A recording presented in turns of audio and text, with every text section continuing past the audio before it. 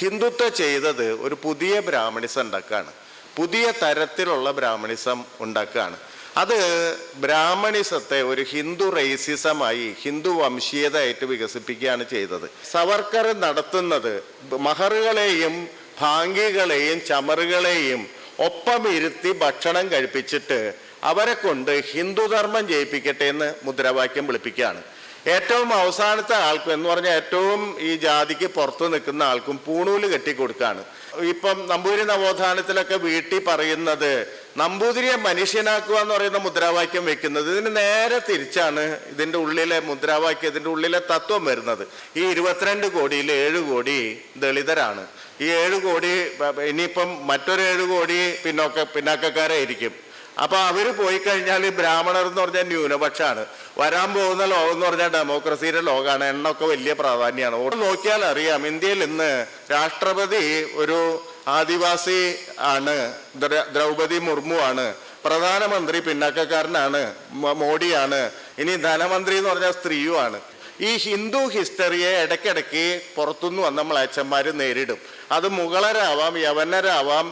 ബ്രിട്ടീഷുകാരെ പറ്റി മിണ്ടിയിട്ടില്ല, കാരണം ബ്രിട്ടീഷുകാർക്ക് മാപ്പ് എഴുതി കൊടുത്തിട്ടാണ് പുറത്തു വന്നത്. അതുകൊണ്ട് അവിടെ മിണ്ടിയിട്ടില്ല.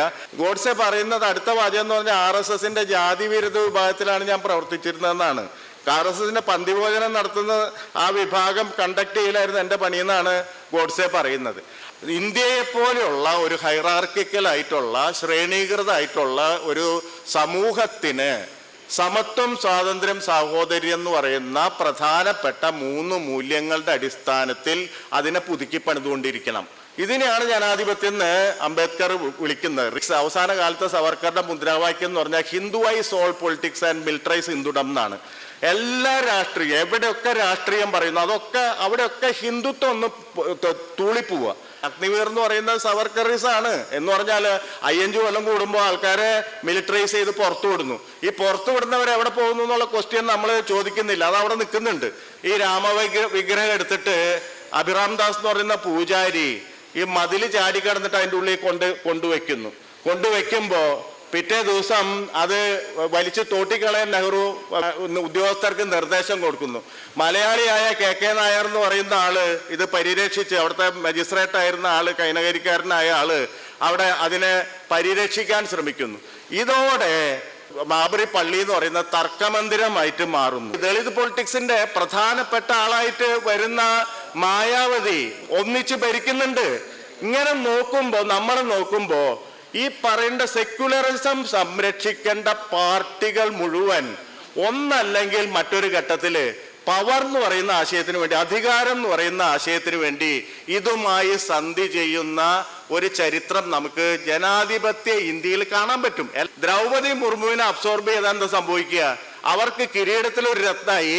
പക്ഷെ ദ്രൗപദി മുർമു ഉൾക്കൊള്ളുന്ന ആദിവാസി വിഭാഗത്തിന്റെ ഈ ഹിന്ദുത്വത്തോടുള്ള ഫൈറ്റിങ്ങിന്റെ ചരിത്രം എന്ന് പറഞ്ഞാൽ അതോട് ഇല്ലാതാവും. കേരളത്തിൽ ശൂദ്രരായ നായന്മാരിലും അതിനിപ്പുറത്തുള്ള പഞ്ചമരായ ഇതിന് പുറത്ത് കിടക്കുന്ന ഈ പറയുന്ന ഇഴവരെയും ഒരർത്ഥത്തിൽ അത് വലിച്ചെടുത്തുകൊണ്ടാണ് ഹിന്ദുത്വ പൊളിറ്റിക്സ് ഇവിടെ പ്രവർത്തിക്കാൻ പോകുന്നത്. അതുകൊണ്ടാണ് ഈ ശ്രീനാരായണ ഗുരുവിനെ ഇങ്ങനെ പിടിച്ച് വലിച്ചുകൊണ്ടിരിക്കുന്നത്.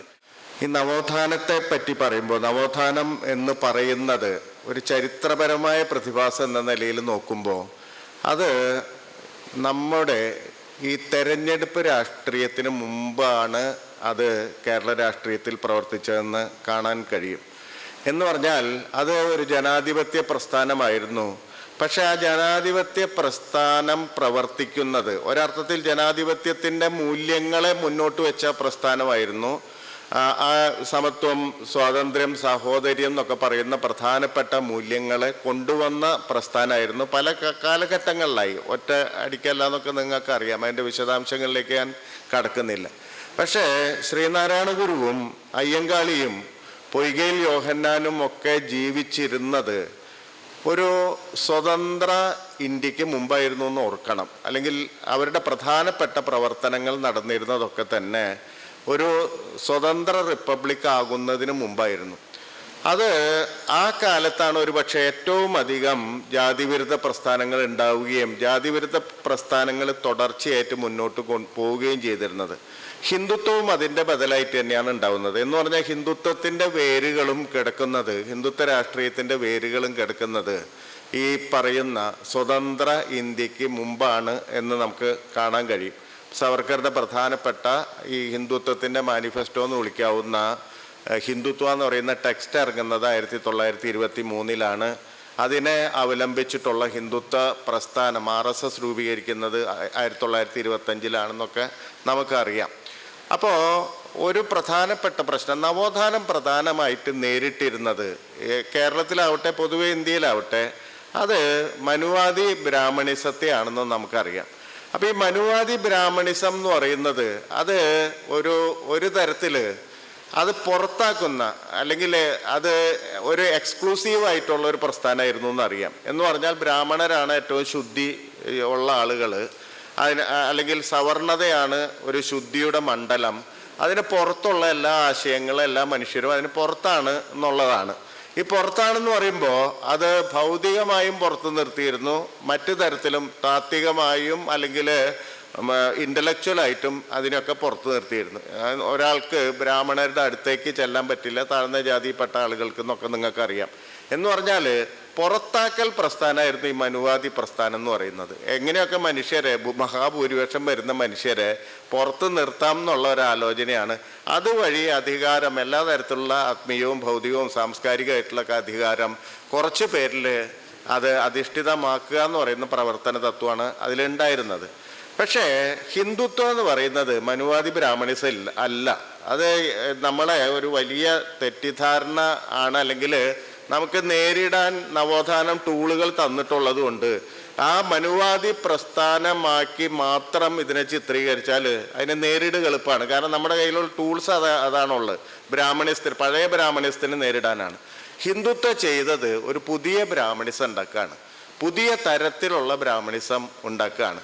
അത് ബ്രാഹ്മണിസത്തെ ഒരു ഹിന്ദു റേസിസമായി, ഹിന്ദു വംശീയതയായിട്ട് വികസിപ്പിക്കുകയാണ് ചെയ്തത്. അത് 21 ടെക്സ്റ്റിൽ തന്നെ സവർക്കർ 2ാമത്തെ പാരഗ്രാഫിൽ തന്നെ എഴുതി വയ്ക്കുന്നത് ഹിന്ദുത്വ ഈസ് നോട്ട് ഹിന്ദുയിസം എന്നാണ്. അതായത് ഹിന്ദു മതത്തിലെ സ്മൃതി ശ്രുതി പുരാണോക്തം എന്ന് പറയുന്ന സ്മൃതികളിലും ശ്രുതികളിലും പുരാണങ്ങളിലൊക്കെ പറയുന്ന ഒരു ബ്രാഹ്മണിസത്തെ സ്വരൂപിച്ച് അതിനെ ആഘോഷിക്കുന്നതല്ല ഹിന്ദുത്വം, മറിച്ച് ഇറ്റ് ഈസ് എ ഹിസ്റ്ററി എന്ന് പറഞ്ഞിട്ടാണ് സവർക്കർ ടെക്സ്റ്റ് തുടങ്ങുന്നത്. സവർക്കർ ഹിസ്റ്റോറിക്കലായിട്ടാണ് ഹിന്ദുത്വത്തെ ഡിഫൈൻ ചെയ്തത്. ആ ഹിസ്റ്ററി ഫാൾസാണ്, ഹിസ്റ്ററി വ്യാജമാണ്, ഹിസ്റ്ററി മുഴുവൻ അദ്ദേഹം ഉണ്ടാക്കിയതാണെന്നൊക്കെയുള്ള മറ്റൊരു കാര്യം. ഇവർ ശ്രമിച്ചത് ഈ ഹിന്ദുത്വം എന്ന് പറയുന്ന ഈ ബ്രാഹ്മണിസത്തെ ഒരർത്ഥത്തിൽ പുതിയ രീതിയിൽ ഹിന്ദുത്വത്തിൻ്റെ അല്ലെങ്കിൽ ഹിന്ദു മതം എന്ന് വിളിക്കപ്പെടുന്ന മതത്തിലെ ഏറ്റവും അവസാനത്തെ ആളെ കൊണ്ടും പറയിപ്പിക്കുക എന്ന് പറയുന്ന ഒരു തത്വമാണ് അവരുടെ ഈ തത്വമായിട്ട് ഏറ്റെടുത്തത്. സവർക്കർ 1924 മുതൽ 37 വരെ 13 വർഷക്കാലം രത്നഗിരി ജില്ലയിൽ തടവിൽ കഴിയുകയുണ്ടായി. ജില്ലാ തടവിലാണ്. നിങ്ങൾക്കറിയാം, സവർക്കർ മാപ്പ് എഴുതി കൊടുത്ത് ആൻഡമാൻ തടവറയെന്നൊക്കെ വന്ന ശേഷം ബ്രിട്ടീഷുകാർ ഒരു കണ്ടീഷൻ വെച്ചിരുന്നു. ഒന്ന്, അതിലാദ്യത്തെ കണ്ടീഷൻ എന്ന് പറഞ്ഞാൽ പ്രത്യക്ഷ രാഷ്ട്രീയ പ്രവർത്തനത്തിൽ ഏർപ്പെടരുത്. 2ാമത്തെ കണ്ടീഷൻ എന്ന് പറഞ്ഞാൽ രത്നഗിരി ജില്ല വിട്ടു പോകരുത് എന്നാണ്. ഈ രത്നഗിരി ജില്ലയിൽ 13 വർഷം സവർക്കർ നടത്തിയ പ്രവർത്തനങ്ങൾ കണ്ടാൽ നമ്മൾ ഒരു തരത്തിൽ നമ്മൾ ഒരല്പം കുഴങ്ങിപ്പോവും. കാരണം എന്ന് പറഞ്ഞാൽ സവർക്കർ അവിടെ നടത്തുന്ന ഏറ്റവും പ്രധാനപ്പെട്ട കാര്യം എന്ന് പറഞ്ഞാൽ പന്തിഭോജനാണ്. ബഹറുകളെയും ബാങ്കികളെയും ചമറുകളെയും ഒപ്പരുത്തി ഭക്ഷണം കഴിക്കുക എന്ന് പറയുന്ന കാര്യമാണ് അദ്ദേഹം നിരന്തരമായി നടത്തിക്കൊണ്ടിരുന്ന ഒരു പ്രക്രിയ എന്ന് പറയുന്നത്. 2ാമത്തത് അവിടുത്തെ ഒരു 13 പവൻ ക്ഷേത്രം എന്ന് പറയുന്നത് ക്ഷേത്രപ്രവേശനം അനുവദിക്കുക എന്ന് പറയുന്നത് സംഭവിപ്പിക്കുന്നുണ്ട്. അപ്പം ഈ രത്നഗിരി ജില്ലയിൽ സവർക്കർ നടത്തിയ പ്രവർത്തനങ്ങൾ, നവോത്ഥാന പ്രവർത്തനങ്ങളിലെ ആ രീതികളുമായി യാതൊരു വ്യത്യാസവും ഇല്ല എന്ന് നമുക്ക് മനസ്സിലാക്കാം. പന്തിഭോജനമുണ്ട്, അതുപോലെ തന്നെ ക്ഷേത്രപ്രവേശനവും നടത്തുന്നുണ്ട്. ഇത് രണ്ടുമായിരുന്ന നവോത്ഥാനത്തിൻ്റെ പ്രധാനപ്പെട്ട 2 സമരമാർഗങ്ങൾ നമുക്കറിയാം. പക്ഷെ ഇത് തമ്മിലുള്ള വ്യത്യാസം, അതാണ് ഹിന്ദുത്വയെ നേരിടുമ്പോഴുള്ള പ്രധാനപ്പെട്ട പ്രശ്നം എന്ന് പറയുന്നത്. ഇത് തമ്മിൽ വലിയ വ്യത്യാസമുണ്ട്. ഇവിടെ സവർക്കർ നടത്തുന്നത് മഹറുകളെയും ഭാങ്കികളെയും ചമറുകളെയും ഒപ്പം ഇരുത്തി ഭക്ഷണം കഴിപ്പിച്ചിട്ട് അവരെ കൊണ്ട് ഹിന്ദുധർമ്മം ജയിപ്പിക്കട്ടെ എന്ന് മുദ്രാവാക്യം വിളിപ്പിക്കുകയാണ്. ഏറ്റവും അവസാനത്തെ ആൾക്കും എന്ന് പറഞ്ഞാൽ ഏറ്റവും ഈ ജാതിക്ക് പുറത്തു നിൽക്കുന്ന ആൾക്കും പൂണൂല് കെട്ടിക്കൊടുക്കുകയാണ്. എന്ന് പറഞ്ഞ വ്യാജമായ ഒരു സാമൂഹ്യ ചലനാത്മകത അവർക്ക് നൽകുകയാണ്. അവർക്ക് തോന്നുകയാണ് ഇതുവരെ പുറത്തു നിർത്തിയിരുന്ന ബ്രാഹ്മണൻ എൻ്റെ തോളിൽ കൈയിടുന്നതോടെ ഈ ബ്രാഹ്മണ്യത്തിൻ്റെ ഭാഗമായിട്ട് ഞാൻ മാറുന്നു എന്നുള്ള തോന്നൽ ഉളവാക്കുകയാണ്. ഇതുപോലെ തന്നെയാണ് ഈ പതിപാവൻ ക്ഷേത്രം തുറന്നു കൊടുക്കുമ്പോഴും എല്ലാവർക്കും ക്ഷേത്രപ്രവേശനം കൊടുക്കുന്നു. ഗണേശോത്സവത്തിൽ ശിവു എന്ന് പറയുന്ന ഒരു മഹറിനെ പിടിച്ച് പൂജാരിയാക്കുന്നു. ഈ പൂജാരിയെ കൊണ്ട് വേദം ചൊല്ലിപ്പിക്കുകയാണ്. അങ്ങനെ എങ്ങനെയാണോ ഇപ്പം നമ്പൂതിരി നവോത്ഥാനത്തിലൊക്കെ വീട്ടിൽ പറയുന്നത് നമ്പൂതിരിയെ മനുഷ്യനാക്കുക എന്ന് പറയുന്ന മുദ്രാവാക്യം വെക്കുന്നത്, ഇതിന് നേരെ തിരിച്ചാണ് ഇതിൻ്റെ ഉള്ളിലെ മുദ്രാവാക്യം, ഇതിൻ്റെ ഉള്ളിലെ തത്വം വരുന്നത്. എന്ന് പറഞ്ഞാൽ ബ്രാഹ്മണ്യം, വ്യാജ ബ്രാഹ്മണ്യം എല്ലാവർക്കും കൊടുക്കുന്ന ഒരു പ്രവർത്തനമായി ഈ മനുവാദ ബ്രാഹ്മണിസത്തെ മാറ്റിയെടുക്കുകയാണ് സവർക്കർ ചെയ്തത്. ആ കാലത്ത് യാഥാസ്ഥിതിക ബ്രാഹ്മണർ സവർക്കറെ എതിർക്കുമ്പോൾ സവർക്കർ പറയുന്നുണ്ട് 22 കോടി ഹിന്ദുക്കളാണ് ഇപ്പോൾ ഉള്ളത്. അന്നത്തെ കണക്കാണ്, ഇപ്പോഴത്തെ കണക്കല്ല. ഈ 22 കോടിയിൽ 7 കോടി ദളിതരാണ്. ഈ 7 കോടി ഇനിയിപ്പം മറ്റൊരു 7 കോടി പിന്നാക്കക്കാരായിരിക്കും. അപ്പൊ അവര് പോയി കഴിഞ്ഞാൽ ഈ ബ്രാഹ്മണർ എന്ന് പറഞ്ഞാൽ ന്യൂനപക്ഷമാണ്. വരാൻ പോകുന്ന ലോകം എന്ന് പറഞ്ഞാൽ ഡെമോക്രസിയുടെ ലോകമാണ്. എണ്ണമൊക്കെ വലിയ പ്രാധാന്യമാണ്. വോട്ടിൽ ആരൊക്കെ വോട്ട് ചെയ്യുന്നു നമ്പർ വലിയ പ്രധാനപ്പെട്ടാണ്.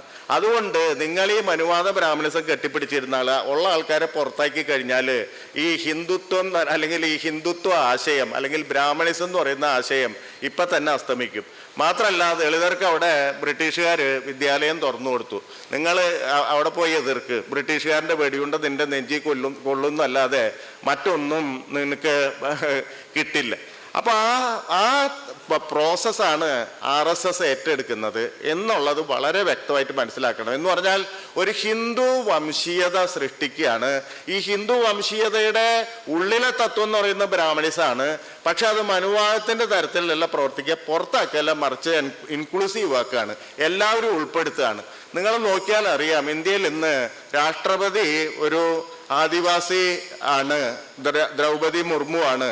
പ്രധാനമന്ത്രി പിന്നാക്കക്കാരനാണ്, മോഡിയാണ്. ഇനി ധനമന്ത്രി എന്ന് പറഞ്ഞാൽ സ്ത്രീയുമാണ്. ഈ കോമ്പിനേഷൻ നോക്കി വേറെ വല്ലവരോടും പറഞ്ഞു കൊടുക്കുക. ഇന്ത്യയിൽ നോക്കിയേ, ഏറ്റവും താഴെ കിടക്കുന്ന ആൾ പ്രസിഡന്റാണ്, പിന്നാക്ക സമുദായക്കാരനാണ് പ്രധാനമന്ത്രി. സ്ത്രീ എന്ന് പറയുന്ന ദുർബല വിഭാഗത്തിൽ നിന്ന് വരുന്ന ആളാണ് ധനമന്ത്രി എന്ന് കാണിച്ചാൽ ഇന്ത്യയിൽ ഒരു മന്ത്രിസഭ എങ്ങനെ ഉണ്ടായിട്ടില്ല അല്ലേ? രാജേന്ദ്ര അർലേക്കർ ആരാ? ദളിതനാണ് അല്ലേ? നിങ്ങൾ ആ സോഷ്യൽ എഞ്ചിനീയറിംഗ് മനസ്സിലാക്കാതെ ഇത് മനുവാദ ബ്രാഹ്മണിസം എന്ന് പറഞ്ഞിട്ട് പോയി കഴിഞ്ഞാൽ ഈ ഹിന്ദുത്വം പിടികിട്ടില്ല. അപ്പം അവിടെയാണ് ഏറ്റവും പ്രധാനപ്പെട്ട കാര്യം. ഹിന്ദു റേസിസമാക്കി നവോത്ഥാനത്തിന് ബദലാക്കി ഇതിനെ ഇങ്ങനെ വളർത്തിയെടുക്കാനുള്ള ഒരു പരിശ്രമമാണ് ഒരർത്ഥത്തിൽ ഈ സ്വാതന്ത്ര്യത്തിന് മുമ്പ് തന്നെ തുടങ്ങി വെച്ചത്. അപ്പോൾ ഒരു ഹിന്ദു ഹിസ്റ്ററിയാണ് ഇന്ത്യയുടെ ഹിസ്റ്ററി എന്ന് പറയുന്നു. ഈ ഹിന്ദു ഹിസ്റ്ററിയെ ഇടയ്ക്കിടയ്ക്ക് പുറത്തുനിന്ന് വന്ന മ്ലേച്ഛന്മാർ നേരിടും. അത് മുഗളരാവാം, യവനരാവാം. ബ്രിട്ടീഷുകാരെ പറ്റി മിണ്ടിയിട്ടില്ല, കാരണം ബ്രിട്ടീഷുകാർക്ക് മാപ്പ് എഴുതി കൊടുത്തിട്ടാണ് പുറത്തു വന്നത്. അതുകൊണ്ട് അവിടെ മിണ്ടിയിട്ടില്ല. പിന്നെ മുസ്ലിങ്ങളാവാം, ക്രിസ്ത്യാനികളാവാം, കമ്മ്യൂണിസ്റ്റുകാരാവാം, ഗാന്ധിയാവാം, ഇങ്ങനെ കൊണ്ടുപോവാണ്. അപ്പൊ ഇത് തുടർച്ചയായ ഹിസ്റ്ററിയാണ് ഹിന്ദുത്വത്തിന്റെ ചരിത്രം. അതിൽ ഇടയ്ക്കിടയ്ക്ക് മ്ലേച്ഛന്മാർ വരും, അത് തകർക്കാൻ നോക്കും, അതിനെടുത്ത് പുറത്ത് കളയും. ഇതാണ് ഹിന്ദുത്വത്തിന്റെ ചരിത്രം എന്ന് മാറ്റി എഴുതുകയാണ് സവർക്കർ ചെയ്തത്. ഇതാണ് RSS തുടർന്നു കൊണ്ടുപോയത്. ഗോഡ്സെ ഗാന്ധിയെ കൊന്ന ശേഷം ഷിംല കോടതി കൊടുക്കുന്ന ഒരു മൊഴിയിൽ വളരെ വ്യക്തമായിട്ട് പറയുന്നുണ്ട്, ഞാൻ RSSകാരനായിരുന്നു എന്നാണ്, ആണെന്ന് പറയുന്നില്ല. അക്കാലത്ത് RSSനെ രക്ഷിക്കാൻ വേണ്ടിയിട്ട് RSSന് അംഗത്വ രജിസ്റ്റർ ഒന്നും ഇല്ലാത്തതുകൊണ്ട്, അത് നോക്കിയാൽ കാണാനും പറ്റാത്തതുകൊണ്ട് RSSകാരനായിരുന്നു ഞാൻ എന്ന് പറയുന്നുണ്ട്. ഗോഡ്സെ പറയുന്നത് അടുത്ത വാചകം എന്ന് പറഞ്ഞാൽ RSSന്റെ ജാതി വിരുദ്ധ വിഭാഗത്തിലാണ് ഞാൻ പ്രവർത്തിച്ചിരുന്നതെന്നാണ്. RSSന്റെ പന്തിഭോജനം നടത്തുന്ന ആ വിഭാഗം കണ്ടക്ട് ചെയ്യലായിരുന്നു എൻ്റെ പണിയെന്നാണ് ഗോഡ്സെ പറയുന്നത്. അപ്പം മനുവാദ ബ്രാഹ്മണിസമാണ് ഈ ഹിന്ദുത്വം എന്ന് വിചാരിച്ച് നമ്മൾ നേരിടാൻ പോയാൽ അത് പരിമിതമായ ഒരു പ്രതിരോധമായിരിക്കും എന്നാണ് ഒന്നാമതായിട്ട് ഈ ഹിന്ദുത്വത്തെ പറ്റി പറയുമ്പോൾ മനസ്സിലാക്കേണ്ടത്. രണ്ടാമത്തത്, ഹിന്ദുത്വം എങ്ങനെ വളർന്നു എന്ന് നോക്കുമ്പോൾ ഈ ഡെമോക്രസി, നമ്മൾ ഇന്ത്യൻ റിപ്പബ്ലിക് വന്നതോടുകൂടി 51-52 ആദ്യത്തെ തെരഞ്ഞെടുപ്പ് കഴിഞ്ഞതോടുകൂടി ഒരു പക്ഷേ മറ്റൊരു തരത്തിൽ ഈ നവോത്ഥാനത്തിൻ്റെ നായകർക്കില്ല ഉണ്ടായിരുന്ന ഈ ജാതി വിരുദ്ധതയ്ക്കുള്ള ശക്തി പൊളിറ്റിക്കൽ നേതൃത്വത്തിന് പോയി. കാരണം ഇവരൊക്കെ വോട്ട് ബാങ്കാണ്. വോട്ടിൽ ഇവരെ ഈ സമുദായത്തിനെ കൊണ്ടുവരാം എന്ന് പറയുന്ന വോട്ടിനെ നിയന്ത്രിക്കുന്ന ശക്തികളായിട്ട് മാറുന്നുണ്ട്. നിങ്ങൾ നോക്കിയാൽ കാണാൻ പറ്റും.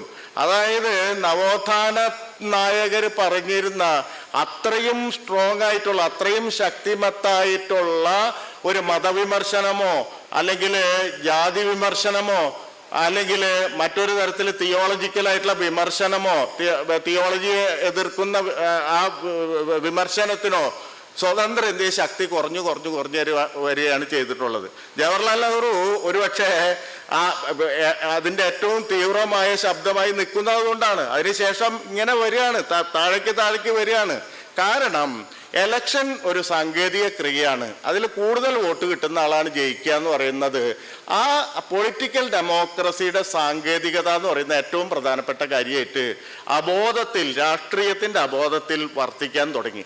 അംബേദ്കർ ഈ ഭരണഘടന അവതരിപ്പിക്കുമ്പോൾ, ഭരണഘടനയുടെ അന്തിമമായ രൂപം പുറത്തുവിടുമ്പോൾ നടത്തിയ പ്രസംഗത്തിൽ ഇത് സൂചിപ്പിക്കുന്നുണ്ട്, ഇത് അങ്ങേയറ്റം ചൂണ്ടിക്കാണിക്കുന്നുണ്ട്. അംബേദ്കർ പറയുന്നുണ്ട്, നിങ്ങൾ വിചാരിക്കും ഡെമോക്രസി എന്ന് പറഞ്ഞാൽ പൊളിറ്റിക്കൽ ഡെമോക്രസിയാണ്, 5 കൊല്ലം കൂടുമ്പോൾ നടത്തുന്ന ഇലക്ഷനാണ്, അതിൽ കിട്ടുന്ന വോട്ടിൻ്റെ ഭൂരിപക്ഷമാണ്, അതുവഴി കിട്ടുന്ന ഭരണമാണ് എന്നൊക്കെ തെറ്റിദ്ധരിക്കും. ഡെമോക്രസിയിലേക്ക് നമ്മൾ കാല് വെക്കുമ്പോൾ, ആദ്യത്തെ തെരഞ്ഞെടുപ്പിലേക്ക് കാല് വെക്കുമ്പോൾ നമ്മൾ ഓർക്കേണ്ടത് ജനാധിപത്യത്തിൻ്റെ സാങ്കേതിക വശം എന്നത് എടുത്തു മാറ്റാൻ പറ്റാത്ത ഒന്നാണ്, അത് അതിൻ്റെ ഉള്ളിൽ ഉൾച്ചേർന്ന ഒന്നാണ്. പക്ഷേ അതല്ല ജനാധിപത്യം. പിന്നെന്താ ജനാധിപത്യം എന്ന് ചോദിക്കുന്നുണ്ട് അംബേദ്കർ. ജനാധിപത്യം എന്ന് പറഞ്ഞാൽ ഇന്ത്യയെ പോലെയുള്ള ഒരു ഹൈറാർക്കിക്കലായിട്ടുള്ള, ശ്രേണീകൃതമായിട്ടുള്ള ഒരു സമൂഹത്തിൽ സമത്വം, സ്വാതന്ത്ര്യം, സാഹോദര്യം എന്ന് പറയുന്ന പ്രധാനപ്പെട്ട 3 മൂല്യങ്ങളുടെ അടിസ്ഥാനത്തിൽ അതിനെ പുതുക്കി പണിതുകൊണ്ടിരിക്കണം. ഇതിനെയാണ് ജനാധിപത്യം എന്ന് അംബേദ്കർ വിളിക്കുന്നത്. Reorganise the society. എന്തിൻ്റെ വെളിച്ചത്തിൽ? ഈ പ്രധാനപ്പെട്ട 3 മൂല്യങ്ങളുടെ വെളിച്ചത്തിൽ, സമത്വം, സ്വാതന്ത്ര്യം, സാഹോദര്യം എന്ന് പറയുന്ന 3 പ്രധാനപ്പെട്ട മൂല്യങ്ങളുടെ വെളിച്ചത്തിൽ ഈ ശ്രേണീകൃതമായ ഇന്ത്യൻ സമൂഹത്തെ നിരന്തരം പുതുക്കി പണിയുന്ന പ്രക്രിയയെ ആണ് അദ്ദേഹം ഡെമോക്രസി, സോഷ്യൽ ഡെമോക്രസി എന്നൊക്കെ വിളിക്കുന്നത്, സാമൂഹ്യ ജനാധിപത്യം. ഈ സാമൂഹ്യ ജനാധിപത്യ പ്രക്രിയ തകർക്കപ്പെട്ടാൽ, അത് എവിടെങ്കിലും നിലച്ചാൽ, പൊളിറ്റിക്കൽ ഡെമോക്രസി എന്ന് പറയുന്നത് സാങ്കേതികവും, ഈ തെരഞ്ഞെടുപ്പും കൂടുതൽ വോട്ടും. അപ്പോൾ വോട്ടിൻ്റെ സമയമാകുമ്പോൾ എല്ലാം മാറ്റിവെച്ച് എല്ലാവരുടെ വോട്ടും നമ്മുടെ പെട്ടി വീഴണം എന്നുള്ള തരത്തിലേക്ക് എല്ലാ രാഷ്ട്രീയ കക്ഷികളും ചലിക്കാൻ തുടങ്ങും. അങ്ങനെ ചലിക്കാൻ തുടങ്ങിക്കഴിഞ്ഞാൽ സവർക്കർ പറഞ്ഞ പോലെ പൊളിറ്റിക്സ്, അവസാന കാലത്ത് സവർക്കറുടെ മുദ്രാവാക്യം എന്ന് പറഞ്ഞാൽ ഹിന്ദുവൈസ് ഓൾ പൊളിറ്റിക്സ് ആൻഡ് മിലിറ്ററൈസ് ഹിന്ദുഡം എന്നാണ്.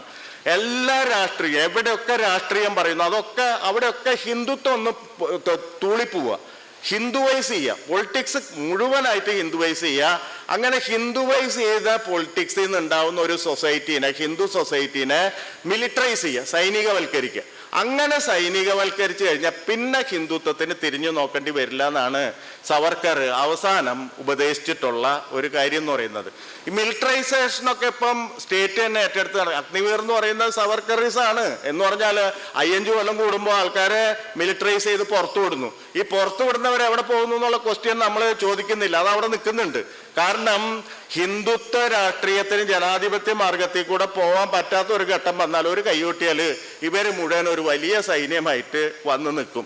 ഒരിടത്ത് RSS കൂടെ കായിക പരിശീലനം നടത്തുന്നുണ്ട്. നമ്മൾ വിചാരിക്കുന്നതിനേക്കാളും വളരെ സൂക്ഷ്മവും പ്രത്യയശാസ്ത്ര ബന്ധിതവും 24 മണിക്കൂറും ആ പ്രത്യയശാസ്ത്ര പ്രവർത്തനം ചെയ്യാൻ കൂടുതൽ ആളുകളും ഉള്ള ഒരു സംഘടനയാണ് ഹിന്ദുത്വം എന്നുള്ളത് നമ്മൾ മനസ്സിലാക്കണം. അതിനെ നേരിടുമ്പോൾ വലിയ അർത്ഥത്തിൽ മനസ്സിലാക്കണം. രണ്ടാമത്തത്, ഇന്ത്യയിലെ പൊതുവിൽ നമ്മൾ കാണുന്ന എല്ലാ രാഷ്ട്രീയ കക്ഷികളും ഹിന്ദുത്വത്തെ മനസ്സിലാക്കുന്നതിൽ ഒരു തരത്തിൽ അല്ലെങ്കിൽ മറ്റൊരു തരത്തിൽ പരാജയപ്പെട്ടിട്ടുണ്ട്. അതും നമ്മളിപ്പോൾ വളരെ കൃത്യമായിട്ട് മനസ്സിലാക്കണം. അത് നമ്മുടെ ഒരു അറിവായിട്ട് ഉള്ളിൽ എടുത്തു വെക്കണം. 1948 ഇപ്പം അയോധ്യ പ്രശ്നം തന്നെ ഉണ്ടാവുന്നത് എങ്ങനെയാണെന്ന്, ഒരു ചെറിയ ജനാധിപത്യത്തിൻ്റെതായിട്ടുള്ള കൈപ്പഴവിൽ നിന്നാണ് അത് ഉണ്ടാവുന്നത്. നിങ്ങൾക്കറിയാം, 1932 തൊട്ട് കോൺഗ്രസ് സോഷ്യലിസ്റ്റ് പാർട്ടി എന്ന് പറയുന്ന CSP എന്ന് പറയുന്ന ലോഹിയും ജയപ്രകാശ് നാരായണനൊക്കെ ഉണ്ടായിരുന്ന, അരുണ ആസിഫ് അലിയൊക്കെ ഉണ്ടായിരുന്ന പാർട്ടി എന്ന് പറയുന്നത് കോൺഗ്രസിൻ്റെ ഉള്ളിലെ ഒരു ഗ്രൂപ്പായിട്ട് പ്രവർത്തിച്ചുകൊണ്ടിരിക്കുകയായിരുന്നു. കോൺഗ്രസിൻ്റെ ഉള്ളിലെ തന്നെ പ്രത്യേക ഗ്രൂപ്പായി ഗാന്ധി അത് അനുവദിക്കുകയും ചെയ്തിട്ടുണ്ട്. അങ്ങനെ പ്രവർത്തിച്ചുകൊണ്ടിരിക്കുകയായിരുന്നു. 37 പ്രവിശ്യ ഇലക്ഷനിൽ UP അന്ന് UP എല്ലാ ഐക്യ സംസ്ഥാനങ്ങളാണ്, യുണൈറ്റഡ് പ്രൊവിൻസസ് ആണ്. ഈ ഐക്യ സംസ്ഥാനങ്ങളിൽ തെരഞ്ഞെടുപ്പ് നടത്തി കോൺഗ്രസ് അധികാരത്തിലെത്തി. കോൺഗ്രസിൻ്റെ അന്നത്തെ UP-യിലെ ഏറ്റവും വലിയ നേതാവ് എന്ന് പറഞ്ഞാൽ ആചാര്യ നരേന്ദ്രദേവാണ്. ആചാര്യ നരേന്ദ്രദേവ് പക്ഷേ സോഷ്യലിസ്റ്റ് ഗ്രൂപ്പുകാരനാണ്. അപ്പോൾ സോഷ്യലിസ്റ്റ് ഗ്രൂപ്പ് എന്നൊരു തീരുമാനം എടുക്കുന്നു, സോഷ്യലിസ്റ്റ് ഗ്രൂപ്പുകളിലെ ആരും അധികാര സ്ഥാനത്ത് ഇരിക്കരുത്, ആരും മന്ത്രിമാരാവരുത്, ആരും ഒരു പദവിയും സ്വീകരിക്കരുത് എന്നുള്ള തീരുമാനം ലോഹിയയും കൂട്ടരെടുക്കുന്നു. അതിൻ്റെ ഭാഗമായി അന്ന് മുഖ്യമന്ത്രിയായി ആവേണ്ടിയിരുന്ന ആചാര്യ നരേന്ദ്രദേവ് കസേരയിൽ നിന്ന് മാറി നിൽക്കുന്നു.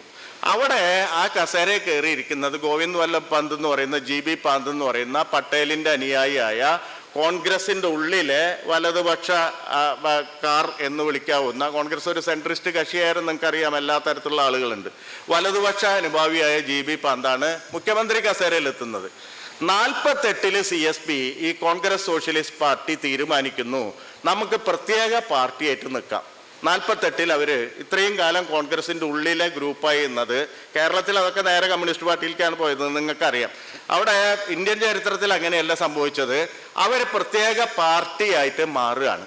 പ്രത്യേക പാർട്ടിയായിട്ട് മാറിയപ്പോൾ അവർ തീരുമാനിച്ചു അവരുടെ എല്ലാ ജനപ്രതിനിധികളും രാജിവെച്ച് വീണ്ടും ഇലക്ഷന് നേരിടണം. കാരണം കോൺഗ്രസിൻ്റെ ഭാഗമായിട്ടാണ് അവരൊക്കെ ജയിച്ചിട്ടുള്ളത്. പ്രത്യേക പാർട്ടിയായപ്പോൾ അങ്ങനെ ഇവരെല്ലാവരും രാജിവെച്ച്, ആചാര്യ നരേന്ദ്രദേവും രാജിവെച്ചിട്ട് ഫൈസാബാദിൽ ഇലക്ഷൻ നിൽക്കുകയാണ്. ഫൈസാബാദിൽ അന്ന് ഇലക്ഷൻ നിൽക്കുമ്പോൾ 48-ലാണ് ഇത് നടക്കുന്നത്, ഭരണഘടന വന്നിട്ടില്ല, അതിന് മുമ്പുള്ള ഉപതെരഞ്ഞെടുപ്പാണ്. ഈ ഫൈസാബാദിൽ ഇലക്ഷൻ നിൽക്കുമ്പോൾ അന്ന് ആചാര്യ നരേന്ദ്രദേവിൻ്റെ എതിരാളിയായിട്ട് GB പന്ത്, ഗോവിന്ദ് വല്ലഭ് പന്ത് രംഗത്തിറക്കുന്നത് ബാബ രാഘവദാസ് എന്ന് പറഞ്ഞ സന്യാസിയെയാണ്. കോൺഗ്രസ്സുകാരെയല്ല, അയോധ്യയിലെ സന്യാസി മടത്തിന്ന് ഒരാളെ പിടിച്ചു നിർത്തുന്നു. ബാബ രാഘവദാസ് പ്രചരണം നടത്തുന്നു, തുളസിമാല കൊടുക്കുന്നു, അല്ലെങ്കിൽ അത്തരത്തിലുള്ള മതചിഹ്നങ്ങൾ കൊണ്ട് പ്രചരണം നടക്കുന്നു. ആചാര്യ നരേന്ദ്രദേവിന് വേണ്ടി സോഷ്യലിസ്റ്റ് ഒരു സൊസൈറ്റിയെ പറ്റി സംസാരിക്കുന്ന ലോഹ്യ വരുന്നു, ജയപ്രകാശ് നാരായണൻ വരുന്നു, അരുണ ആസഫ് അലി വരുന്നു. അന്നത്തെ ക്വിറ്റ് ഇന്ത്യ സമരത്തിൻ്റെ മുന്നിൽ നിന്ന് എല്ലാ മനുഷ്യരും ഇദ്ദേഹത്തിന് വേണ്ടി പ്രചരണം നടത്തുന്നു. മറ്റാള് ഈ പറയുന്ന പോലെ ഈ തുളസിമാലയും മതചിഹ്നങ്ങൾ ഉപയോഗിച്ചിട്ടുള്ള പ്രചരണം നടത്തുന്നു. 48-ലെ ഇലക്ഷനിൽ ആചാര്യ നരേന്ദ്രദേവ് തോറ്റുപോകുന്നു. 4030 വോട്ട്, മറ്റാൾക്ക് 5900 ചില്ലാൻ വോട്ടാണ് കിട്ടുന്നത്. ഈ തോൽവിയാണ് ഇന്ത്യൻ ഡെമോക്രസിയിൽ ആദ്യമായി ഈ മതത്തിനെ ഉപയോഗിച്ച ഇലക്ഷനെ നമുക്ക് ഈ പറഞ്ഞ പോലെ വേറെ തരത്തിലൊന്നും ഇലക്ഷനിൽ കൃത്രിമം കാണിക്കാതെ ആ അർത്ഥത്തിൽ ഇലക്ഷൻ പ്രോസസ്സിന് അല്ലെങ്കിൽ രാഷ്ട്രീയമായ ലിറ്ററസിയെ ഒരു തരത്തിൽ അഴിമതിവൽക്കരിച്ചുകൊണ്ട് അതിനെ ഈ തരത്തിലാക്കിക്കൊണ്ട് ഇലക്ഷൻ എന്ന് പറയുന്ന സംഗതി തങ്ങളുടെ പക്ഷത്താവാം എന്ന് പറയുന്ന ഒരു വിജയമാണ് നേടുന്നത്. ആ കാലത്ത് നെഹ്റുവിൻ്റെ കത്തുണ്ട്, എനിക്ക് UP മനസ്സിലാവുന്നില്ല, UP വിദേശ രാജ്യം പോലെയാണ് എനിക്ക് തോന്നുന്നത്. ഞാൻ അലഹബാദിൽ നിന്നാണ്, എൻ്റെ പ്രവർത്തനം UP-യിലായിരുന്നു. പക്ഷെ ഇപ്പം എനിക്ക് ഒരു വിദേശ രാജ്യം പോലെ തോന്നുന്നു. ഇങ്ങനെയാണ് ഇന്ത്യൻ ഡെമോക്രസി പോകുന്നതെങ്കിൽ എന്ന് പറഞ്ഞിട്ട് നെഹ്റുവിൻ്റെ വലിയ കത്തുകൾ ആ സമയത്ത് എഴുതുന്നുണ്ട്. വലിയ ഭീതിതമായ രീതിയിൽ നെഹ്റു ഈ വളർച്ചയെ കാണുന്നുണ്ട്. ഇത് പിന്നീട് പിന്നെ ഒരു കൊല്ലം കഴിഞ്ഞപ്പോഴേക്കും ഈ വിഗ്രഹം എടുത്തിട്ട് അഭിറാം ദാസ് എന്ന് പറയുന്ന പൂജാരി ഈ മതിൽ ചാടിക്കടന്നിട്ട് അതിൻ്റെ ഉള്ളിൽ കൊണ്ടുവയ്ക്കുമ്പോൾ പിറ്റേ ദിവസം അത് വലിച്ചു തോട്ടിക്കളയാൻ നെഹ്റു ഉദ്യോഗസ്ഥർക്ക് നിർദ്ദേശം കൊടുക്കുന്നു. മലയാളിയായ KK നായർ എന്ന് പറയുന്ന ആള് ഇത് പരിരക്ഷിച്ച്, അവിടുത്തെ മജിസ്ട്രേറ്റ് ആയിരുന്ന ആള്, കൈനകരിക്കാരനായ ആള് അവിടെ അതിനെ പരിരക്ഷിക്കാൻ ശ്രമിക്കുന്നു. ഇതോടെ ബാബറി പള്ളി എന്ന് പറയുന്ന തർക്കമന്ദിരമായിട്ട് മാറുന്നു. അത് ഡിസ്പ്യൂട്ടഡ് ബിൽഡിംഗ് ആയിട്ട് അതിനെ മാറ്റി എഴുതുന്നു. ഇത് എവിടെ ചെന്നെത്തിയെന്ന് നിങ്ങൾ നോക്കിയാൽ അറിയാം, ഞാൻ വിശദാംശങ്ങളിലേക്ക് പോകുന്നില്ല. എന്ന് പറഞ്ഞാൽ ഇങ്ങനെ ഒരു ഇലക്ഷനുമായി ബന്ധപ്പെട്ട ഒരു മതത്തിൻ്റെ വിജയത്തിൽ കൂടിയാണ് ഇത് മുഴുവൻ സംഭവിക്കുന്നത്. ഇതേപോലെ തന്നെ 48-ൽ ഈ പറയുന്ന പോലെ RSS നിരോധിക്കപ്പെട്ടു, ഗാന്ധിവാദത്തിന് ശേഷം നിരോധിക്കപ്പെട്ടു. 1.5 വർഷം പുറത്തു വന്നു. 1.5 വർഷം കഴിഞ്ഞ് പുറത്തു വന്ന് അവർ മുഖ്യധാരയെ കടക്കുന്നു. അവർ സ്വന്തമായി രാഷ്ട്രീയ പാർട്ടി എന്ന് പറയുന്ന ഒരു ദിശയിലേക്ക് പോകുന്നു. ഭാരതീയ ജനസംഘ് ഉണ്ടാവുന്നു. ആദ്യത്തെ 51-52 ഇലക്ഷനിൽ പച്ച തൊടുന്നില്ല, 3 സീറ്റ് മാത്രമാണ് ഈ ജനസംഖ്യന് കിട്ടുന്നത്. മാർജിനലൈസ് ചെയ്തു. അപ്പോഴും നെഹ്റു പറയുന്നുണ്ട് അന്ന് കമ്മ്യൂണിസ്റ്റ് പാർട്ടിയാണ് കൂടുതൽ സീറ്റ് നേടുന്നത്, AKG ആണ് പ്രതിപക്ഷ നേതാവാകുന്നത്. അന്ന് പത്രക്കാരൻ നെഹ്റുവിനോട് ചോദിക്കുന്നുണ്ട്, നിങ്ങൾക്ക് കമ്മ്യൂണിസ്റ്റുകാരെ പേടിയുണ്ടോ, അവരിപ്പോൾ ആ മുഖ്യ പ്രതിപക്ഷമായിട്ട് നിൽക്കാണ്, തൊട്ട പിന്നിൽ സോഷ്യലിസ്റ്റുകളുണ്ട് എന്നൊക്കെ പറയുമ്പോൾ ഇവരൊന്നും എനിക്ക് പേടിയില്ല, ഇലക്ഷനിൽ ജയിക്കുന്നവർ കസേര കയറിയിരിക്കും, അതൊക്കെ ഇലക്ഷൻ്റെ പ്രോസസ്സ്. എനിക്ക് എന്നല്ല, ഇന്ത്യ പേടിക്കേണ്ടത് ഈ പറയുന്ന ഈ ജനസംഘത്തിന്റെ 3 പേരെ, ഹിന്ദു മഹാസഭയുടെ 4 പേരെ, രാമരാജ്യ പരിഷത്തിന്റെ 3 പേരെ, ഇവരെയാണ്, ഈ 10 പേരെയാണ് നിങ്ങൾ പേടിക്കേണ്ടത്. കാരണം അവരെന്തെങ്കിലും കാലത്ത് ഈ അധികാരത്തിൽ കയറിയിരുന്നാൽ ഇന്ത്യ എന്ന് പറയുന്ന ആശയം ചിഹ്ന ഭിന്നമാവും. അവരെ ഇന്ത്യയെ അധികകാലം ഭരിക്കാൻ ഇന്ത്യയുടെ ഒരു സ്വഭാവം സമ്മതിക്കില്ല, അങ്ങനെ ഒരു പ്രത്യാശ നെഹ്റു പറയുന്നുണ്ട്. പക്ഷേ അവരുണ്ടാക്കിയ പരിക്കുകൾ ഭേദപ്പെടുത്തുക എന്ന് പറഞ്ഞാൽ അത് വളരെ വർഷങ്ങൾ എടുക്കുന്ന മുന്നറിയിപ്പ് കൊടുക്കുന്നുണ്ട്. എന്താ സംഭവിച്ചു? 58 ഡൽഹി മുനിസിപ്പൽ ഇലക്ഷനിൽ അന്നത്തെ അവിഭക്ത കമ്മ്യൂണിസ്റ്റ് പാർട്ടി ജനസംഘമായിട്ട് ധാരണയിലെത്തുകയാണ്. അന്നത്തെ അവിഭക്ത കമ്മ്യൂണിസ്റ്റ് പാർട്ടി തെരഞ്ഞെടുപ്പിൽ അവര് സഖ്യത്തിനൊന്നും പോയില്ല. പക്ഷെ ജയിച്ചു കഴിഞ്ഞപ്പോൾ കോൺഗ്രസിനെ തോൽപ്പിക്കാൻ വേണ്ടി ജനസംഘവും CPIയും കൂടി അന്ന് ധാരണയിലെത്തി മേയർ സ്ഥാനവും ഡെപ്യൂട്ടി മേയർ സ്ഥാനവും തമ്മിൽ പങ്കുവെക്കുന്ന തരത്തിൽ വരികയാണ്. അംബേദ്കറുടെ പിൻഗാമിയായ റിപ്പബ്ലിക്കൻ പാർട്ടി ശിവസേനയായിട്ട് കൂട്ടുകൂടുന്നുണ്ട്, BJP ആയിട്ട് കൂട്ടുകൂടുന്നുണ്ട്. മായാവതി, ദളിത് പൊളിറ്റിക്സിന്റെ പ്രധാനപ്പെട്ട ആളായിട്ട് വരുന്ന മായാവതി ഒന്നിച്ച് ഭരിക്കുന്നുണ്ട്. ഇങ്ങനെ നമ്മൾ നോക്കുമ്പോ ഈ പറയേണ്ട സെക്യുലറിസം സംരക്ഷിക്കേണ്ട പാർട്ടികൾ മുഴുവൻ ഒന്നല്ലെങ്കിൽ മറ്റൊരു ഘട്ടത്തില് പവർ എന്ന് പറയുന്ന ആശയത്തിന് വേണ്ടി, അധികാരം എന്ന് പറയുന്ന ആശയത്തിന് വേണ്ടി ഇതുമായി സന്ധി ചെയ്യുന്ന ഒരു ചരിത്രം നമുക്ക് ജനാധിപത്യ ഇന്ത്യയിൽ കാണാൻ പറ്റും, ഇലക്ഷൻ പ്രധാനമായ ഇന്ത്യയിൽ കാണാൻ പറ്റും. ഇതിൽ നിന്നുള്ള പാഠം നമ്മൾ പഠിച്ചില്ലെങ്കിൽ എന്ന് പറയുന്ന വലിയ ക്വസ്റ്റ്യൻ ആണ്. എങ്ങനെയാ മായാവതി എന്താ ഇത്? ഹൈപ്പർ മാർക്കറ്റ് പൊളിറ്റിക്സ് ആണ്. ഹിന്ദുയിസം കടന്നു ചെന്ന് കഴിഞ്ഞാൽ ഈ ഒരു സൂപ്പർ മാർക്കറ്റ് ഉണ്ടായാൽ നമ്മൾ വിചാരിക്കും നമ്മൾ വാങ്ങുന്നത് സാധാരണ ഒരു കടയിൽ നിന്നാണ്, ഇതൊന്നും ഉണ്ടായാൽ നമ്മൾ അങ്ങോട്ട് പോവില്ല. കുറേ ദിവസം കഴിയുമ്പോൾ നമ്മൾ തന്നെ അതിൻ്റെ ഉള്ളിൽ നിന്ന് അടുക്കുകയാണ്. ഈ സൂപ്പർ മാർക്കറ്റ് ഉണ്ടാക്കുന്നതെന്ന് പറഞ്ഞാൽ എന്താ? സൂപ്പർ മാർക്കറ്റ് ഉണ്ടായാൽ അത് വൈദേശിക കുത്തകളെ ഒന്നും അത് നേരിടാൻ പോകുന്നില്ല. ചുറ്റുവട്ടത്തുള്ള ചെറിയ കടകൾ കാണാണ്ടാവും. ഈ കടകൾ മുഴുവൻ ഇത് അബ്സോർബ് ചെയ്യും. ഈ തരത്തിലുള്ള ഒരു ഹൈപ്പർ മാർക്കറ്റ് പൊളിറ്റിക്സ് ആണ് ഹിന്ദുത്വ പൊളിറ്റിക്സ് എന്ന് പറയുന്നത്. അത് അതുമായി ഏതെങ്കിലും തരത്തിൽ തൊട്ട് കഴിഞ്ഞാൽ അതിനെ അബ്സോർബ് ചെയ്യും. ദ്രൗപദി മുർമുവിനെ അബ്സോർബ് ചെയ്താൽ എന്താ സംഭവിക്കുക? അവർക്ക് കിരീടത്തിൽ ഒരു രത്നമായി. പക്ഷെ ദ്രൗപദി മുർമു ഉൾക്കൊള്ളുന്ന ആദിവാസി വിഭാഗത്തിന്റെ ഈ ഹിന്ദുത്വത്തോടുള്ള ഫൈറ്റിങ്ങിന്റെ ചരിത്രം എന്ന് പറഞ്ഞാൽ അതോട് ഇല്ലാതാവും. അപ്പോ ഹിന്ദുത്വം വിഴുങ്ങിക്കഴിഞ്ഞാൽ, ഹിന്ദുത്വം വലിച്ചെടുത്തു കഴിഞ്ഞാൽ ബാക്കി ചരിത്രം എന്ന് പറയുന്നത്, റെസിസ്റ്റൻസിന്റെ ചരിത്രം എന്ന് പറഞ്ഞാൽ ഇല്ലാതാവും, ഇവരുടെ ചരിത്രത്തിന്റെ ഭാഗമായിട്ട് തീരും. ഇതാണ് ഇങ്ങനെ ഹിന്ദുവൈസേഷൻ എന്ന് പറയുന്ന പ്രക്രിയ നടന്നുകൊണ്ടിരിക്കുമ്പോൾ അതിനെതിരെ വലിയ നിലപാട് പവനൊക്കെ എടുക്കുന്നുണ്ട്. ഈ മകരവിളക്ക് കത്തിക്കുന്നതാണെന്ന് പറയുന്ന ലഘുലേഖ ഇറങ്ങുന്നത്, അത് മകരവിളക്ക് കത്തിക്കുന്നതാണ്, ആളുകൾ അവിടെ ഇത് തെറ്റിദ്ധരിച്ചു പോകുന്നു ഭക്തർ എന്നുള്ള സംഗതിയല്ല. മറിച്ച് ഒരു ഹിന്ദുവൈസേഷൻ എങ്ങനെ സൃഷ്ടിക്കപ്പെടുന്നു എന്നുള്ള, സംസ്കാരത്തിലൊരു ഹിന്ദുവൈസേഷൻ എങ്ങനെ സൃഷ്ടിക്കപ്പെടുന്നു എന്നുള്ള കാര്യമാണ് ചൂണ്ടി കാണിക്കാൻ ശ്രമിച്ചിട്ടുള്ളത്. അപ്പൊ പവനന്റെ ഈ പ്രക്ഷോഭങ്ങൾ മുഴുവൻ ഒരർത്ഥത്തിൽ ഇന്ന് നമുക്ക് ഹിന്ദുത്വ പൊളിറ്റിക്സിനെതിരെ നിൽക്കുമ്പോൾ ഈ സവർക്കർ പറഞ്ഞ ഹിന്ദുവൈസ് ഓൾ പൊളിറ്റിക്സ് ആൻഡ് മിലിറ്ററൈസ് ഹിന്ദുഡമിന്റെ ആദ്യ ഭാഗമായ ഹിന്ദുവൈസ് ഓൾ പൊളിറ്റിക്സ് എന്ന് പറയുന്നത് ക്രാന്തദർശിയായി അത് കാണാൻ ശ്രമിക്കുകയും തൻ്റേതായിട്ടുള്ള ഒരു ആത്മബലത്തിൽ നിന്നുകൊണ്ട് അതിനെക്കുറിച്ച് പറഞ്ഞുകൊണ്ടേയിരിക്കുകയും ചെയ്തു. അപ്പൊ അതുകൊണ്ട് കേരളം ശ്രദ്ധിക്കേണ്ട ഈ 2 കാര്യങ്ങളാണ്. കേരളത്തിൽ ബ്രാഹ്മണിസ്റ്റ് പൊളിറ്റിക്സ് വേറെ ആഴ്ത്തുക എന്ന് പറയുന്നത് ശൂദ്രരായ കേരളത്തിലെ 2 പ്രബല സമുദായക്കാർ ആയ ശൂദ്രരായ ഇപ്പം നോർത്ത് ഇന്ത്യയിൽ ഹിന്ദുത്വ പൊളിറ്റിക്സ് ശൂദ്രരെ അല്ല വെസ്റ്റ് ചെയ്യുന്നത്, ശൂദ്രരിലല്ല ആശ്രയിക്കുന്നത്. കേരളത്തിൽ ശൂദ്രരായ നായന്മാരിലും അതിനിപ്പുറത്തുള്ള പഞ്ചമരായ ഇതിന് പുറത്ത് കിടക്കുന്ന ഈ പറയുന്ന ഇഴവരെയും ഒരർത്ഥത്തിൽ അത് വലിച്ചെടുത്തുകൊണ്ടാണ് ഹിന്ദുത്വ പൊളിറ്റിക്സ് ഇവിടെ പ്രവർത്തിക്കാൻ പോകുന്നത്. അതുകൊണ്ടാണ് ഈ ശ്രീനാരായണ ഗുരുവിനെ ഇങ്ങനെ പിടിച്ച് വലിച്ചുകൊണ്ടിരിക്കുന്നത്. അതും അതിന് പുറത്ത് കിടക്കുന്ന ദളിതരെയും സംശീകരിക്കുക എന്ന് പറയുന്ന ഒരു ഹിന്ദു വംശീയ റേസിസ്റ്റ് പൊളിറ്റിക്സാണ് ഇവിടെ കളിച്ചുകൊണ്ടിരിക്കുന്നത്, അല്ലെങ്കിൽ ആ അർത്ഥത്തിലാണ്. ഇത് നിങ്ങൾ എങ്ങനെ നേരിടാൻ പോകുന്നു എന്ന് പറഞ്ഞാൽ ഓരോ രാഷ്ട്രീയ പ്രവർത്തനവും ഓരോ സാംസ്കാരിക പ്രവർത്തനവും ഇതിനെതിരെ നിൽക്കുന്ന ഓരോ മനുഷ്യനും ചോദിക്കണം. എന്ന് പറഞ്ഞാൽ ഒരു ഇലക്ഷൻ്റേതായിട്ടുള്ള ഒരു സ്ഥലത്ത് നിന്നിട്ടുള്ള ചിലതരം ഈ പറയുന്ന ക്രമീകരണങ്ങൾ ഈ ക്രമീകരണം നടത്തുന്ന ആൾ വിചാരിക്കുന്നത് എന്താ, ഇത് ഈ പൊളിറ്റിക്സിന്റെ വലിപ്പോ ആഴോ വീതിയോ ചുരുക്കി കാണിക്കാൻ നിർബന്ധിതരാവുകയാണ്. അവർ നിർബന്ധിതരാവുന്നു. ഈ ചെറിയ കാര്യങ്ങൾക്ക് വേണ്ടിയിട്ട് ഇത് അത്ര വലുതല്ല, നമുക്ക് ചെറുക്കാൻ പറ്റുന്നതാണെന്ന് പറയുന്ന ബോധ്യം ഇങ്ങനെ പ്രസരിപ്പിക്കാൻ ശ്രമിക്കുന്നു. ഇത് ആത്യന്തികമായിട്ട് വലിയ അപകടം കേരളത്തിൽ ചെയ്യും. അതുകൊണ്ട് ഹിന്ദുത്വ രാഷ്ട്രീയത്തിനെതിരെ നിലകൊള്ളുക എന്ന് പറയുന്നത് വളരെ പ്രധാനപ്പെട്ടാണ്. അകത്തും പുറത്തും ഒക്കെ അതിനുവേണ്ടി നിലകൊള്ളുക എന്ന് പറയുന്നതാണ് ഏറ്റവും പ്രധാനപ്പെട്ട കാര്യം. നിങ്ങൾക്ക് എല്ലാവർക്കും അറിയാവുന്ന ഒരു കാര്യം കൂടിയുണ്ട്. യുക്തിവാദി പ്രസ്ഥാനത്തിൻ്റെ ഉള്ളിൽ ഹിന്ദുത്വ ശബ്ദം എന്തെങ്കിലും ഉണ്ടാവും നമ്മൾ വിചാരിച്ചോ? വിചാരിച്ചിട്ടില്ലല്ലോ. ഇന്ന് കേരളത്തിലെ എഡ്യൂക്കേറ്റഡ് ആയിട്ടുള്ള മിഡിൽ ക്ലാസ്സിനെ അഡ്രസ്സ് ചെയ്യുന്ന യുക്തിവാദ പ്രസ്ഥാനത്തിൻ്റെ ഒരു ശാഖ എന്ന് വിളിക്കുന്ന, അല്ലെങ്കിൽ യുക്തിവാദികളിൽ നിന്ന് സ്വയം അവകാശപ്പെടുന്ന ഒരു കൂട്ടർ ചെയ്തുകൊണ്ടിരിക്കുന്ന അതാണെന്ന് നിങ്ങൾക്ക് അറിയാം, നിങ്ങൾക്ക് എല്ലാവർക്കും അറിയാവുന്നതാണ്. അത് ചെയ്യുന്നത് എന്തിൻ്റെ അടിസ്ഥാനത്തിലാണ്? യുക്തിവാദത്തിൻ്റെ അടിസ്ഥാനത്തിലാണ്.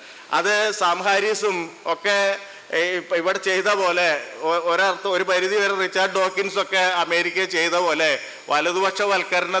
വലതുപക്ഷത്തിലേക്ക് ഈ പറയുന്ന റബല്യസ് ആയിട്ടുള്ള മാഷ് കൃഷ്ണനായർ മാഷ് പറഞ്ഞ പോലെ റാഡിക്കലും റബല്യസും ഒക്കെ ആയിട്ടുള്ള ചരിത്രമുള്ള പ്രസ്ഥാനത്തിൻ്റെ ഉള്ളിൽ നിന്നുകൊണ്ട് ഇത് ചെയ്യുമ്പോൾ അപകടത്തിൻ്റെ ഇരട്ടി വലുതാണ് എന്ന് മാത്രം പറഞ്ഞുകൊണ്ട് നിർത്തുന്നു. നന്ദി.